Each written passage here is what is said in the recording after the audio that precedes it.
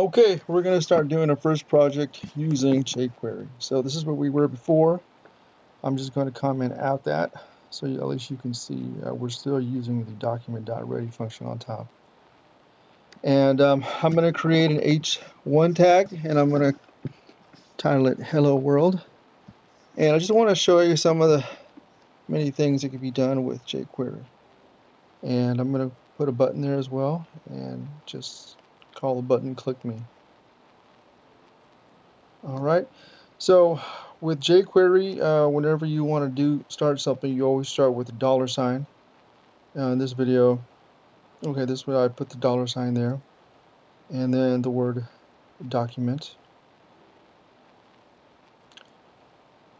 Well, actually, the document is on top already. So what we're going to do is we're going to say button.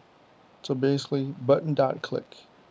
So basically, when the button is clicked, and then I'm going to write the function. As you remember, the function is, do the following. So you write function, parentheses, space, curly brackets, and then enter.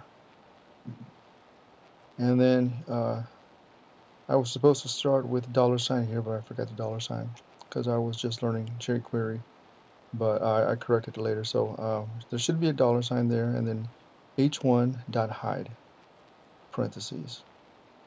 And the parentheses, open, close, parentheses, empty like that is a pre-existing function that's in jQuery. So that's why you can leave the parentheses blank. So as you can see, it didn't work, and I was staring at the code, trying to figure out why is it broken, why isn't the H1 tag hiding when you click the button, and of course it was because I didn't put a $sign there. So it took me a while, but I finally figured it out, and I put a $sign there. All right, so now when you right click it, I decided to close it and reopen it, and you click the button, the H1 tag hides just like that.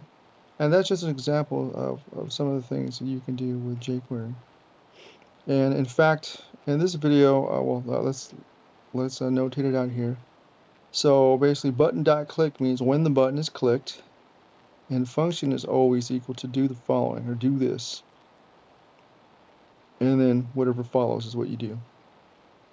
And then whatever follows below is typed below that is when you click the button, hide the H1 tag or hide the hello world.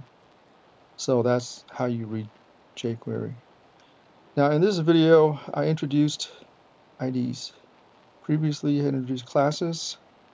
IDs are used mainly with jQuery and JavaScript.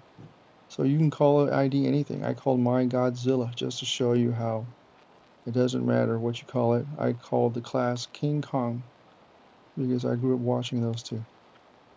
And instead of button and H1, we're going to use dot King Kong because you just like in CSS, you call a class with a dot first, and then with an ID, you call a class by a hashtag, not a dot. So hashtag Godzilla. So that's one of the differences between a ID and a class. So then you close it and reopen it, and then you click the Click Me button, and it still works. And basically, it works exactly the way it did before, but we called it something different. And since this was the first time I introduced IDs in my videos, I decided to look on the W3 school and read up on what a class was. And basically, it's a unique identifier that can only be used one time in HTML. So you can have multiple elements with the same class name, but you can only have one ID with each different name.